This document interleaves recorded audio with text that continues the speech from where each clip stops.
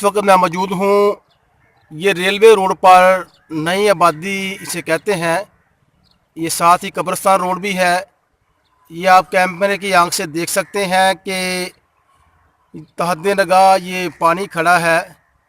ये कोई नदी नाला या जोहर नहीं है, ये एक भरपूर आबादी वाला इलाका है। आप देख सकते हैं ये कैमरे की साइड पे ये बहुत ज़्यादा आबादी है। ये सीवरेज सिस्टम है म्यूनसिपल कमेटी का, थोड़ा दूर है लेकिन आप थोड़ा गौर से देख सकते हैं। ये गटर सिस्टम है और गटर सिस्टम में पानी चश्मों की तरह उबल रहा है और ये इतना पानी जमा हो चुका है। और ये देखें पूरे लोगों के जो मकान हैं ये उसमें डूबे पड़े हैं। और ये देखें आबादी, और बाज़ मकान हैं जो वो इस पानी की वजह से फट चुके हैं और लोग नकल मकानी करने पर मजबूर हो चुके हैं। ये एक मुकम्मल आबादी वाला इलाका है, लेकिन हमारी म्यूनसिपल कमेटी की ये अदम तवज्जो की वजह से ये सारा जो सिस्टम है ये ख़राब हुआ पड़ा है और लोग बहुत परेशानी में मुब्तला हैं। इस वक्त मेरे साथ मौजूद हैं इलाका के समाजी वर्कर मोहम्मद जमील प्रिंस। उनसे पूछेंगे कि वो इस सूरत हाल पर क्या कहते हैं। जी जमील साहब।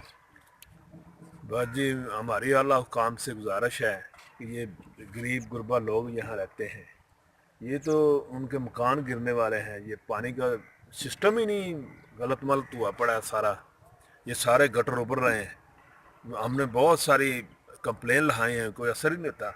जब ये बेचारे इनके मकान गिर जाएंगे तो ये साथ ही इनकी डेथ भी हो सकती है और तरह तरह की बीमारियां फैल रही हैं जी। कोई इनको पूछने वाला नहीं, गरीब गुरबा लोग हैं। जब कोई नुकसान होगा तो फिर ये सद्देबाब होगा। इसका फौरी तौर पर सद्देबाब होना चाहिए ताकि गरीबों का उजाला हो सके। ये जी जो जमील साहब को बता रहे थे कि ये किसी वक्त भी किसी की मकान की छत भी गिर सकती है, माली नुकसान के साथ साथ जानी नुकसान भी हो सकता है।